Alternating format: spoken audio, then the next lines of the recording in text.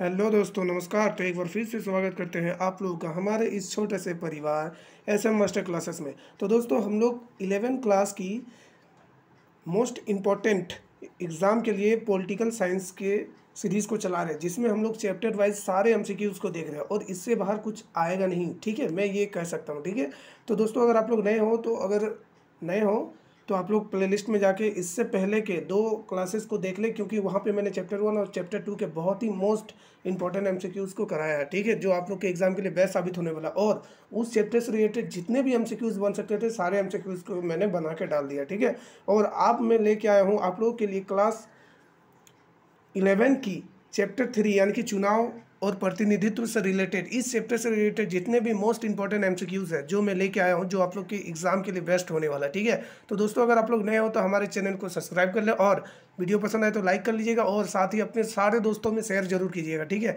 हमारे इस छोटे से परिवार को जल्दी से जल्दी 500 सब्सक्राइबर की ओर लेके जाना है। ठीक है, तो ये आप लोग की जिम्मेवारी है। ठीक है, और मेरी जिम्मेवारी है कि सारे चैप्टर का एमसीक्यूज़ आप लोग के लिए जल्द से जल्द प्रोवाइड कर दूँ। ठीक है, तो चलिए शुरुआत करेंगे पहले नंबर क्वेश्चन से। पहला नंबर क्वेश्चन क्या है कि किस अनुच्छेद द्वारा भारत के नागरिकों को वयस्क मताधिकार मिला। देखिए, आप लोग को पता होना चाहिए कि भारत में वोटिंग का अधिकार यानी वोटिंग राइट्स कितना है। अगर आपका 18 ईयर एज हो जाता है, यानी कि आपको 18 साल अगर कंप्लीट हो जाता है, तो आप वोटर आईडी के लिए अप्लाई कर सकते हैं। ठीक है, और जैसे ही आपका वोटर आईडी बनता है, वोटर लिस्ट में नाम आता है, तो आप वोट देने के अधिकार पा लेते हैं। ठीक है, तो ये नियम है। तो आप लोग को बताना कि ये अधिकार कौन से आर्टिकल में दिया गया है। ठीक है, तो ऑप्शन ए है आर्टिकल 321, ऑप्शन बी है 324, ऑप्शन सी है 325, वो 326 और डी है इनमें से कोई नहीं।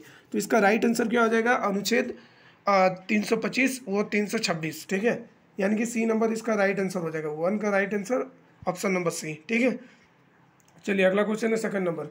संविधान के किस अनुच्छेद के संशोधन द्वारा वयस्क मताधिकार की उम्र सीमा 18 वर्ष कर दी। देखिए, स्टार्टिंग में संविधान में डाला गया संविधान में मतलब जो वहाँ पे डाला गया था वोटिंग राइट्स, वो 21 ईयर एज था। ठीक है, इसको घटाकर 18 ईयर एज कर दिया गया। और ये कौन से संविधान संशोधन के द्वारा किया गया, ये पूछा गया है। ठीक है, तो ये आपका 61वें संविधान संशोधन यानी 61 कॉन्स्टिट्यूशन अमेंडमेंट एक्ट के तहत, ठीक है, 18 साल कर दिया गया, 21 से 18 साल कर दिया गया वोट देने का अधिकार। ठीक है, तो 2 का राइट आंसर है ऑप्शन नंबर सी। ठीक है, याद रखिएगा, मोस्ट इंपॉर्टेंट क्वेश्चन है, बार बार एग्जाम में पूछा जाता है। थर्ड नंबर क्वेश्चन, भारत में निर्वाचन किस पद्धति द्वारा होता है। देखिए, आप लोग को पता होना चाहिए कि भारत में चुनाव जो होता है ना, निर्वाचन, ये किस पद्धति के द्वारा होता है। ठीक है, ऑप्शन ए है अनुपातिक प्रतिनिधित्व द्वारा, ऑप्शन बी वयस्क मताधिकार द्वारा, ऑप्शन सी एकल संक्रमणीय मत पद्धति, या डी है इनमें से कोई नहीं। तो अभी मैंने बताया यहाँ पे वयस्क मताधिकार के द्वारा क्या होता है, वोटिंग देने का मतलब अधिकार वयस्क मताधिकार के द्वारा ही यहाँ पे निर्वाचित किया जाता है। ठीक है, यानी कि अगर आपका 18 प्लस हो गया या फिर आपका 18 हो गया, तो आपका लिस्ट में अगर नाम है, वोटर लिस्ट में आपके पास वोटर आईडी है, तो आप वोट दे सकते हो। ठीक है, तो 3 का राइट आंसर क्या हो जाएगा? Option number B. ठीक है, अगला क्वेश्चन है 4 नंबर। प्रत्याशियों का चयन पार्टी द्वारा कैसे किया जाता है। देखिए, कोई भी प्रत्याशी है, ठीक है, तो उनका चयन कैसे किया जाता है। आप लोग पंचायत चुनाव को बहुत करीब से देखते होंगे। ठीक है, जो गांव में होता है। ठीक है, तो उन चुनाव के बारे में आप लोग को पता होना चाहिए कि जो प्रत्याशी होता है ना, उनका चुनाव पार्टी कैसे करते हैं। ठीक है, नागरिकों द्वारा, सूची के अनुसार, सर्वाधिक वोट से जीत, या पार्टियों द्वारा। तो इसका राइट आंसर क्या हो जाएगा? पार्टियों के द्वारा, यानी कि प्रत्याशियों का चुनाव जो किया जाता है ना, एक तरह से पार्टी के द्वारा। मान लीजिए जैसे कि अगर आप लोग झारखंड से हो, झारखंड में नया पार्टी अभी जो JLKM है, ठीक है, जयराम मातो जी। ठीक है, तो जयराम मातो जो कैंडिडेट है, ठीक है, वो अपने प्रत्याशी को कैसे चुनेंगे? उनका पहले एक पार्टी बनेगा, उस पार्टी के द्वारा वो क्या करते हैं, प्रत्याशियों को चुनते हैं। प्रत्याशी जैसे कि मान लीजिए सिंधी विधानसभा क्षेत्र, टुंडी विधानसभा क्षेत्र, बागमारा विधानसभा क्षेत्र। ठीक है, तो इस तरह से वो क्या करते हैं, प्रत्येक विधानसभा क्षेत्र में एक एक प्रत्याशी को चुनते हैं। तो ये चुनने का काम किसका होता है? पार्टियों का होता है। ठीक है, चलिए, तो 4 का राइट आंसर क्या हो जाएगा? Option number D. 5 नंबर, चुनाव आयोग की वर्तमान संरचना क्या है। तो चुनाव आयोग की वर्तमान संरचना क्या है? जैसा कि राष्ट्रपति द्वारा तय किया गया है, एक सदस्य निकाय है, या 2 सदस्य निकाय है, या फिर 3 सदस्य निकाय है। तो इसका राइट आंसर क्या हो जाएगा? ऑप्शन नंबर डी, 3 सदस्य निकाय है। ठीक है, चुनाव आयोग। 5 का right answer option number D. अगला क्वेश्चन है 6 नंबर। भारत में अनुपातिक प्रतिनिधित्व प्रणाली अपनाने का मुख्य कारण क्या है। देखिए, अनुपातिक प्रतिनिधित्व प्रणाली अपनाने का मुख्य कारण क्या है भारत में। ठीक है, ऑप्शन ए स्थिर सरकार की स्थापना के लिए, जनता को राजनीतिक शिक्षा देना, या सी नंबर अल्पसंख्यकों को प्रतिनिधित्व देना, या डी नंबर अल्पसंख्यकों की रक्षा करना। तो इसका राइट आंसर क्या हो जाएगा? ऑप्शन नंबर सी, अल्पसंख्यकों को प्रतिनिधित्व देना। इसीलिए अनुपातिक प्रतिनिधित्व का पद्धति को अपनाया गया। ठीक है, तो 6 का राइट आंसर हो जाएगा option number C. Most important question है, इसको अच्छे से याद रखिएगा। 7 नंबर, मुख्य चुनाव आयुक्त को पद से कौन हटा सकता है? देखिए, जो भारत का मुख्य चुनाव आयुक्त होता है, यानी कि चुनाव आयोग का जो सबसे हेड होता है मुख्य चुनाव आयुक्त, उसको कौन हटा सकता है? राष्ट्रपति, उपराष्ट्रपति, मंत्रिमंडल या अल्पसंख्यकों की ये ऑप्शन थोड़ा ओड है। ठीक है, बट ये तीनों ऑप्शन देते हैं, राष्ट्रपति, उपराष्ट्रपति या मंत्रिमंडल, इनको कौन हटा सकता है? ठीक है, तो इसका राइट आंसर क्या हो जाएगा? ऑप्शन नंबर ए, राष्ट्रपति हटा सकता है। ठीक है, और इनकी जो नियुक्ति होती है ना, नियुक्ति भी राष्ट्रपति ही करती है, यानी कि मुख्य चुनाव आयोग की नियुक्ति भी राष्ट्रपति ही करेगा। तो 7 का राइट आंसर क्या हो जाएगा? Option number A. ठीक है, मोस्ट इंपॉर्टेंट क्वेश्चन है। 8 नंबर, चुनाव प्रणाली फर्स्ट पास्ट द पोस्ट को भी कहा जाता है। देखिए, ये जो चुनाव प्रणाली है ना, फर्स्ट पास्ट द पोस्ट, इसको क्या कहा जाता है? आनुपातिक प्रतिनिधित्व या प्रत्यक्ष चुनाव या फिर अलग मतदाता या फिर बहुलता प्रणाली। तो 8 का राइट आंसर क्या हो जाएगा? Option number D. ठीक है, बहुलता प्रणाली बोलेंगे इसको। ठीक है, तो 8 का राइट आंसर क्या हो जाएगा? ऑप्शन नंबर डी, बहुलता प्रणाली। 9 नंबर क्वेश्चन, संसद सरकार को सुचारू और प्रभावी ढंग से काम करने के लिए क्या अवसर देती है? देखिए, संसद जो है ना, सरकार को सुचारू और प्रभावी ढंग से काम करने के लिए क्या अवसर देता है?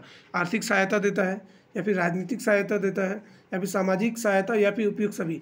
तो यहाँ पे जो संसद है ना, वो तीनों प्रकार की सहायता प्रदान करती है सरकार को। ठीक है, आर्थिक, राजनीतिक, सामाजिक, ये तीनों प्रकार की सहायता प्रदान करती है। तो 9 का राइट आंसर क्या हो जाएगा? Option number D.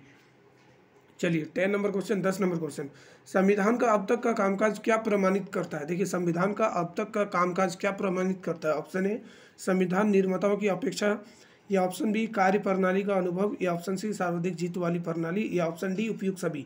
तो 10 का राइट आंसर क्या हो जाएगा? 10 का right answer option number D, उपयुक्त सभी। ठीक है, तो 10 का राइट आंसर क्या हो जाएगा? ऑप्शन नंबर डी, उपयुक्त सभी। ये सारे चीज़ जो है संविधान के कामकाज को प्रमाणित करता है। ठीक है, अगला नंबर है 11, निम्नलिखित में से कौन सा तर्क सार्वभौम वयस्क मताधिकार के खिलाफ है? ठीक है, ये लोकतांत्रिक है, ये राजनीतिक समानता सुनिश्चित करता है, ये लोगों को राजनीतिक रूप से जागृत बनाता है, ये राष्ट्र विरोधी को जन्म देता है। तो सही बात है, इसमें पूछा गया कि कौन खिलाफ है, तो खिलाफ कौन सा ऑप्शन दिख रहा है? ऑप्शन नंबर डी, ये राष्ट्रवाद विरोध को जन्म देता। नहीं, ऐसा कुछ नहीं है। ठीक है, ये लोकतांत्रिक है। ठीक है, ये राजनीतिक समानता को सुनिश्चित करता है। ठीक है, ये लोगों को राजनीतिक स्वरूप में जागृत भी बनाता है। ये तीनों ऑप्शन सही है, बट खिलाफ पूछा है तो खिलाफ डी है। ठीक है, तो 11 का राइट आंसर यानी 11 का right answer option number D. ठीक है दोस्तों, अगर आप लोग नए हो तो चैनल को जरूर से जरूर सब्सक्राइब कीजिएगा, और वीडियो पसंद आ रहा हो तो आप लोग अपने दोस्तों में जरूर से जरूर शेयर कीजिएगा। ठीक है, और अगर आप लोग नए हो तो कमेंट जरूर कीजिएगा, क्योंकि कमेंट से क्या होता है कि मोटिवेशन मिलता है। ठीक है, चलिए अगला नंबर है 12 नंबर, सार्वधिक मत से जीत वाली प्रणाली से कौन सी व्यवस्था उभरती है? यानी कि सार्वधिक मत से जीत वाली प्रणाली से कौन सी व्यवस्था उभरती है? मतलब ऐसा सिस्टम जहाँ पे उनको सरकार बनाने का अधिकार होता है जिनको सबसे ज़्यादा वोट मिला है। ठीक है, तो उस प्रणाली को हम लोग क्या कहेंगे? बहुदलीय व्यवस्था, द्विदलीय व्यवस्था, एक दलीय व्यवस्था, या इनमें से कोई नहीं। तो इसका राइट आंसर क्या हो जाएगा? ऑप्शन नंबर बी, द्विदलीय व्यवस्था भी बोल सकते हैं। ठीक है, तो 12 का right answer option number B. ठीक है, ये क्वेश्चन थोड़ा डाउटेबल भी है। ठीक है, तो इस क्वेश्चन 12 का अगर आप लोग को राइट आंसर मैं इस पर कंफर्म नहीं हूँ, लेकिन अगर आप लोग को कुछ और लग रहा है तो कमेंट करके जरूर बताइएगा। ठीक है, 13 नंबर क्वेश्चन, भारत में कब बहुदलीय गठबंधनों की कार्य प्रणाली को देखा गया? तो भारत में कब बहुदलीय गठबंधनों की कार्य प्रणाली को देखा गया? 1986 में, 1990 में, 1981 में, या 1985 में? तो इसका राइट आंसर क्या हो जाएगा? इसका right answer option number B, 1990 में। ठीक है, 13 का right answer option number B. ठीक है, ये क्वेश्चन भी थोड़ा डाउटेबल है, तो आप लोग को कमेंट करके बताना है। ठीक है, चलिए अगला क्वेश्चन है 14 नंबर, 14 नंबर क्वेश्चन, पृथक निर्वाचन मंडल की शुरुआत किसने की थी? ठीक है, यानी कि एक अलग तरह से निर्वाचन मंडल की शुरुआत किसने की थी? भारत सरकार ने, ब्रिटिश सरकार ने, भूटान सरकार ने, या फिर इनमें से कोई नहीं? तो ब्रिटिश सरकार ने किया था। ठीक है, 14 का राइट आंसर है ऑप्शन नंबर बी। और ये कब किया गया था? 1909 में, जिसको हम लोग पार्लियामेंटो सुधार के नाम से भी जानते हैं। ठीक है, उसी समय क्या किया था कि वहाँ पे भारत में सांप्रदायिक तौर पर, ठीक है, पृथक निर्वाचन मंडल का व्यवस्था किया गया था। ठीक है, तो 14 का राइट आंसर हो गया option number B, 15 number question, चुनाव कराने के कारणों के बारे में निम्नलिखित में से कौन सा कथन गलत है। तो आप लोग को बताना कि चुनाव कराने के कारणों में इनमें से कौन सा कथन ऐसा है जो उसके खिलाफ है या गलत है। ऑप्शन है, चुनाव लोगों को सरकार के प्रदर्शन का न्याय करने में सक्षम बनाता है, ठीक है। लोग चुनाव में अपनी पसंद के प्रतिनिधित्व का चयन करते हैं, ये भी सही है। चुनाव लोगों को न्यायपालिका के प्रदर्शन का मूल्यांकन करने में सक्षम बनाता है। लोग संकेत दे सकते हैं कि वे कौन सी नीतियाँ पसंद करते हैं, नहीं, ठीक है। तो इसका राइट आंसर क्या हो जाएगा, इसका राइट आंसर हो जाएगा ऑप्शन नंबर सी, ये ठीक है। सी नंबर, चुनाव लोगों को न्यायपालिका के प्रदर्शन का मूल्यांकन करने में सक्षम बनाता है, गलत। न्यायपालिका के प्रदर्शन को मूल्यांकन करना चुनाव मतलब चुनाव का काम नहीं है, ठीक है। तो 15 का राइट आंसर क्या हो जाएगा, ऑप्शन नंबर सी, ठीक है। मोस्ट इंपॉर्टेंट क्वेश्चन है, इस क्वेश्चन को थोड़ा सा रुक के वीडियो को पॉज करके एक बार पढ़ के ध्यान से समझना है, ठीक है। चलिए अगला क्वेश्चन देखेंगे, 16 नंबर, भारत में पृथक निर्वाचन प्रणाली कब लागू की गई थी।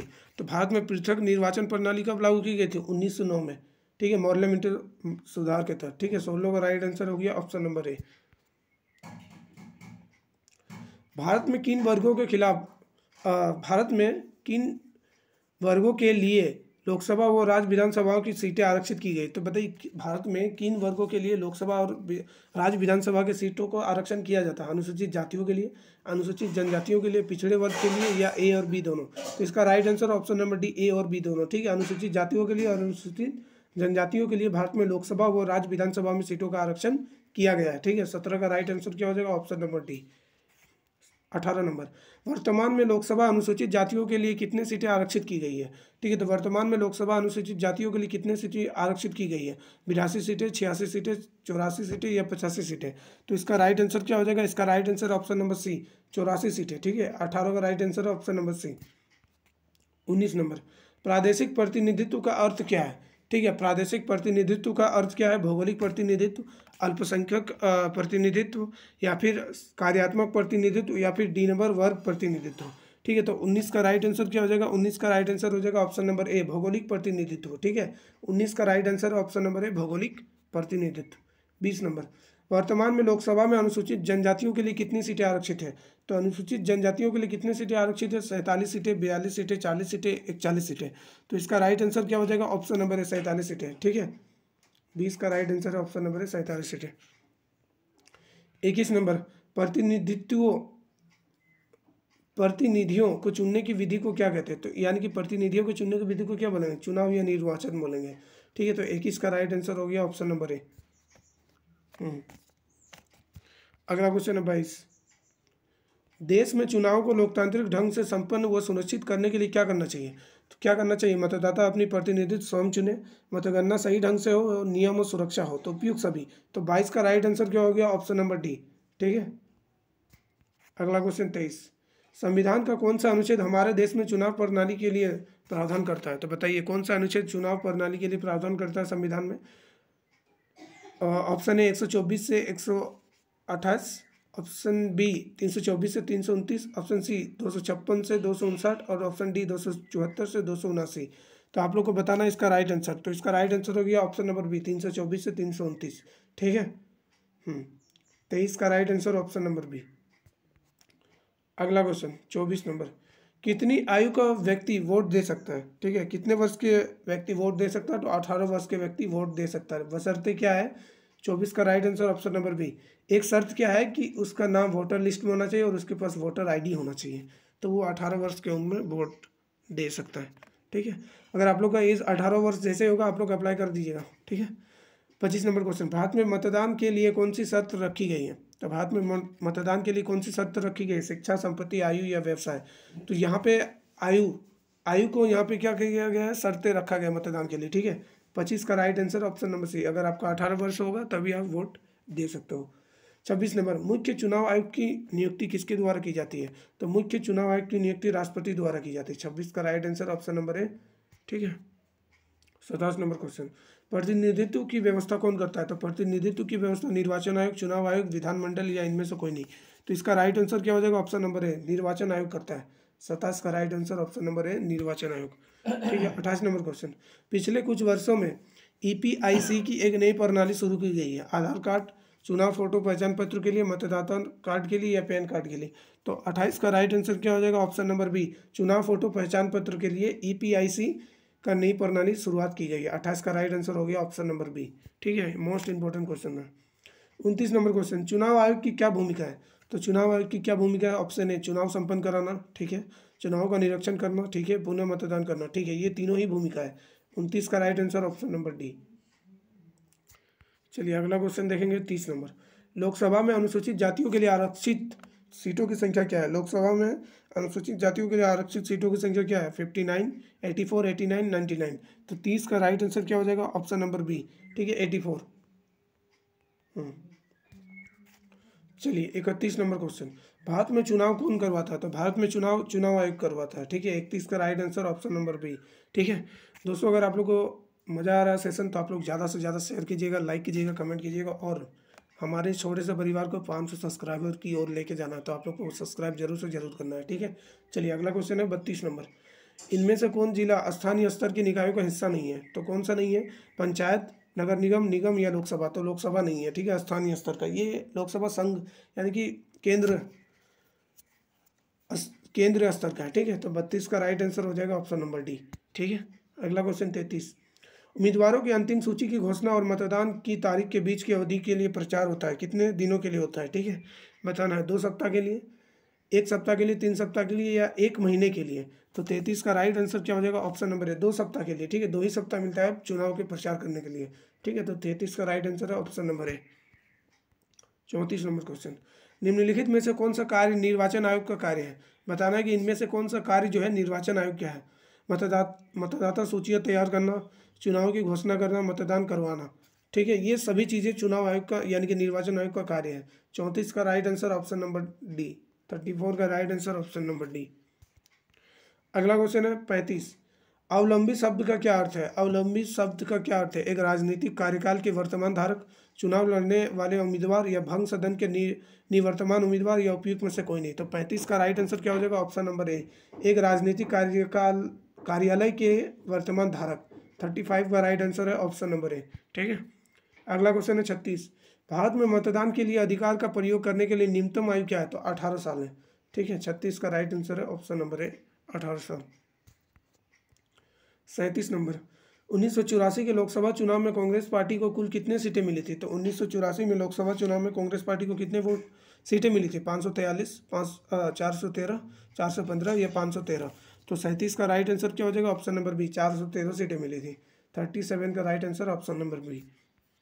अगला क्वेश्चन है 38, पूरे देश को कितने निर्वाचन क्षेत्रों में बांटा गया है? तो पूरे देश को टोटल 543 निर्वाचन क्षेत्र में बांटा गया। ठीक है, 38 का राइट आंसर है 543। ठीक है, और ये जो निर्वाचन क्षेत्र को बांटा जाता है ना, उसके लिए एक परिसीमन आयोग होता है। ठीक है, और ये जनसंख्या के आधार पर निर्वाचन क्षेत्रों को बांटा जाता है। ठीक है, याद रखिएगा। 38 का राइट आंसर डी नंबर। 39, किस संविधान संशोधन द्वारा मतदान की आयु 21 से घटाकर 18 वर्ष किया गया? तो 61वें संविधान संशोधन के द्वारा, ऑप्शन नंबर बी, 1988 में किया गया था, याद रखिएगा। ठीक है, 39 का right answer option number B, 1988 में 61वें संविधान संशोधन के द्वारा वोट देने के अधिकार को 21 वर्ष से घटाकर 18 वर्ष कर दिया गया। 40 नंबर, 1984 के लोकसभा चुनाव में कांग्रेस पार्टी को कितने प्रतिशत वोट मिले? 48%, 50%, 46% या 43%? तो 40 का राइट आंसर हो जाएगा ऑप्शन नंबर ए, 48%। 40 का right answer option number A, 48%। ठीक है, चलिए 41 नंबर क्वेश्चन, चुनाव प्रणाली फर्स्ट पास्ट द पोस्ट को भी कहा जाता है, तो ये इसको क्या कहा जाता है? बहुलता प्रणाली, अलग मतदाता, प्रत्यक्ष चुनाव या अनुपातिक प्रतिनिधित्व? तो 41 का राइट आंसर है ऑप्शन नंबर डी, बहुलता प्रणाली। ठीक है, चलिए 42 नंबर क्वेश्चन, भारत में चुनावों के संचालन की देखरेख का कार्य कौन करता है? तो चुनाव आयोग करता है। ठीक है, यहाँ पे चुनाव आयोग। 42 का राइट आंसर है ऑप्शन नंबर ए, चुनाव आयोग, निर्वाचन आयोग। ठीक है, 43 नंबर क्वेश्चन, क्या प्रतिस्पर्धा करना अच्छी बात है? बिल्कुल है, प्रतिस्पर्धा अच्छा बात है। ठीक है, 43 का राइट आंसर है ऑप्शन नंबर बी, क्योंकि अगर आप लोग के पास अगर प्रत्याशी ज़्यादा, मान लीजिए कोई एक विधानसभा सीट है, ठीक है, उस विधानसभा सीट में अलग अलग पार्टियों ने अलग अलग तरह के कैंडिडेट को उतारा, प्रत्याशियों को उतारा, तो आप लोग किसको वोट करोगे? जो सबसे बेस्ट है। ठीक है, तो कंपटीशन में क्या मिलता है कि बेस्ट नेता मिलेगा।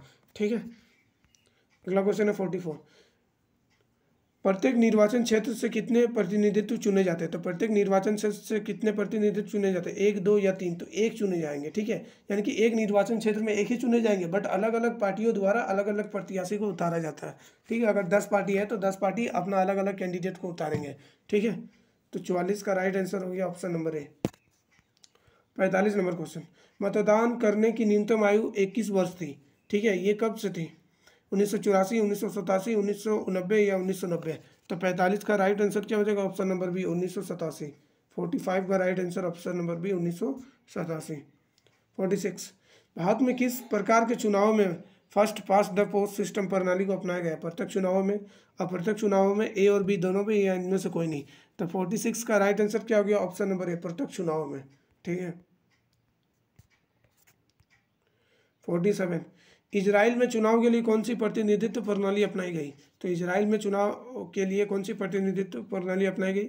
असमानुपातिक प्रणाली, अनुपातिक प्रणाली, समानुपातिक प्रणाली, या इनमें से कोई नहीं? 47 का राइट आंसर है ऑप्शन नंबर सी, समानुपातिक प्रणाली के द्वारा। 47 का right answer option number C, समानुपातिक प्रणाली। 48, भारत में समानुपातिक प्रतिनिधित्व प्रणाली के सीमित रूप को किस चुनाव के लिए अपनाया गया? प्रत्यक्ष चुनाव प्रणाली के लिए, अप्रत्यक्ष चुनाव प्रणाली के लिए, वास्तविक रूप के लिए, या इनमें से कोई नहीं? तो 48 का right answer option number B, अप्रत्यक्ष चुनाव प्रणाली के लिए, ठीक है। 48 का राइट आंसर है ऑप्शन नंबर बी। 49, भारत में सार्वभौमिक वयस्क मताधिकार की अवधारणा के तहत कौन मतदान कर सकता है? तो कौन मतदान कर सकता है? नाबालिग भी मतदान कर सकते हैं, या केवल शिक्षित लोग मतदान कर सकते हैं, विदेशी नागरिक भी मतदान कर सकते हैं, या भारत की राष्ट्रीयता वाले वयस्कों को किसी भी जाति, रंग, पंथ या लिंग के बावजूद वोट देने का अधिकार है? तो 49 का राइट आंसर हो जाएगा आप लोग का ऑप्शन नंबर डी, ठीक है। भारत का कोई भी नागरिक राष्ट्रीयता वाले वयस्क को किसी भी जाति, कोई भी जाति, रंग, पंथ, कोई भी लिंग हो, वो वोट देने का अधिकार रखता है, ठीक है। 49 का राइट आंसर है ऑप्शन नंबर डी, ठीक है। बशर्ते उसका 18 वर्ष होना चाहिए और साथ ही साथ उसका वोटर लिस्ट में नाम हो और उसके पास वोटर ID हो। 50 नंबर क्वेश्चन, भारत के चुनाव आयोग को 2 और चुनाव आयुक्त कब मिले? ठीक है, यानी कि भारत का जो चुनाव आयोग है उसको और 2 चुनाव आयुक्त कब मिला था? 1987, 1990, 1990 या 1993? तो 50 का right answer option number D, 1993, ठीक है। चलिए अगला क्वेश्चन है 51, हमारे चुनाव कानून के अनुसार उम्मीदवार कैसा होना चाहिए? मतदाताओं को रिश्वत देना या धमकाना नहीं, जाति या धर्म के नाम पर उनसे अपील करें, या लोकसभा चुनाव के लिए एक निर्वाचन क्षेत्र में 25 लाख रुपये से अधिक, या विधानसभा चुनाव में एक निर्वाचन क्षेत्र में 10 लाख रुपये से अधिक खर्च। ठीक है, तो इसका राइट आंसर क्या हो जाएगा? या डी, इनमें से सभी। तो 51 का राइट आंसर हो जाएगा ऑप्शन नंबर डी, इनमें से सभी। ठीक है, तो 51 का राइट आंसर है इनमें सभी।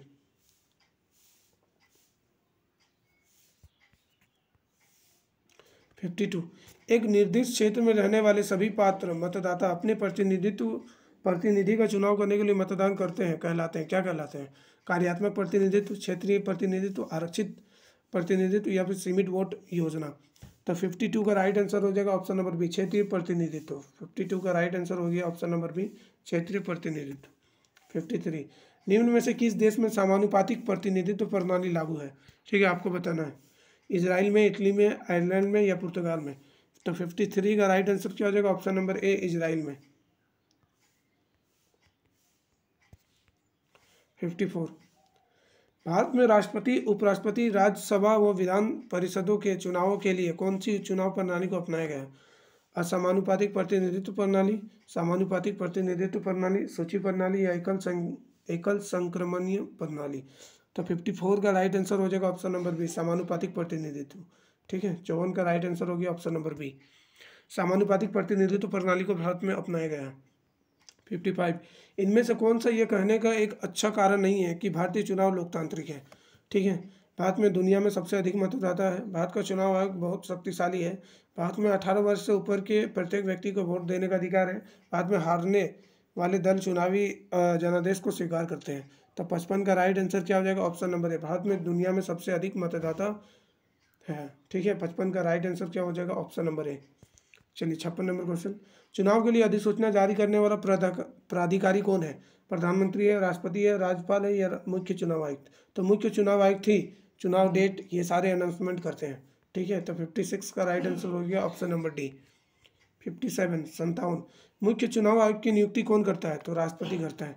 57 का राइट आंसर ऑप्शन नंबर है राष्ट्रपति। 58 किन दो देशों में विधानमंडल के सदस्यों का चुनाव समानुपातिक प्रणाली द्वारा होता है? किन दो देशों में होता है? तो भारत व नेपाल, यूके वो यूएसए, इजराइल वो नीदरलैंड, वो भारत वो यूके। तो 58 यानी कि 58 का राइट आंसर क्या हो जाएगा? ऑप्शन नंबर सी, इजराइल और नीदरलैंड में होता है। ठीक है, 58 का right answer option number C, Israel और नीदरलैंड। 59 इंटरनेट वोटिंग के लिए जाने वाला पहला भारतीय राज्य कौन सा था? गुजरात, पंजाब, कर्नाटक या आंध्र प्रदेश? बताइए, मोस्ट इंपॉर्टेंट क्वेश्चन। 59 का राइट आंसर है ऑप्शन नंबर ए, गुजरात। ठीक है, इंटरनेट वोटिंग के लिए जाने जाने वाला भारत का पहला राज्य कौन सा था? गुजरात। 59 का right answer option number A. 60 number question, Bharat में इनमें से किस निकाय के लिए प्रत्येक 5 वर्ष बाद चुनाव होता है? तो लोकसभा, विधानसभा के लिए प्रत्येक 5 वर्ष में चुनाव होता है। 60 का राइट आंसर है option number B. 61 number question, समानुपातिक प्रतिनिधित्व प्रणाली का उदाहरण है भारत, यूके, नीदरलैंड या न्यूजीलैंड? तो अभी हम लोगों ने देखा था, इसका right answer option number C Netherlands होगा। 61 का right answer option number C Netherlands. 62 number question, मतदान समाप्त होने के बाद वोटों की गिनती की देखरेख में की जाती है, किसके देखरेख में? चुनाव आयोग के, मतदान अधिकारी के, रिटर्निंग अधिकारी या पर्यवेक्षक या परिसीमन अधिकारी? तो इसका right answer option number C, returning अधिकारी व पर्यवेक्षक के देखरेख में चुनाव की गिनती किया जाता है। ठीक है, वोटिंग का। 62 का right answer option number C. 63 number question, 1993 में निर्वाचन आयोग के मुख्य निर्वाचन आयुक्त कौन थे? टी प्रसाद, टी एन शेषन, रास बिहारी दुबे या इनमें से कोई नहीं? तो 63 का राइट आंसर हो जाएगा option number B, T N Seshan. 63 का right answer option number B, T N Seshan. ठीक है, तो दोस्तों ये था क्लास 11 की पॉलिटिकल साइंस का चैप्टर नंबर 3 चुनाव प्रतिनिधि वाले चैप्टर से मोस्ट इंपॉर्टेंट क्वेश्चन, जो आप लोग के लिए बेस्ट साबित होने वाला एग्जाम है। तो दोस्तों, अगर आप लोग नए हो तो चैनल को सब्सक्राइब जरूर कीजिए। ठीक है, वीडियो को लाइक करें, शेयर करें अपने दोस्तों में अगर आप लोग को अच्छा लग रहा है तो, और कमेंट जरूर करें कि आप लोग को क्लासेस कैसा लग रहा है, क्योंकि इससे मुझे ज़्यादा से ज़्यादा मोटिवेशन मिलता है और मैं आप लोग के लिए बेस्ट से बेस्ट क्लास लाने का प्रयास करता हूँ। ठीक है, तो चलिए इस परिवार को बड़ा कीजिए, ज़्यादा से ज़्यादा शेयर कीजिए। मिलते हैं अगले वीडियो में, तब तक के लिए बने रहे। जय हिंद।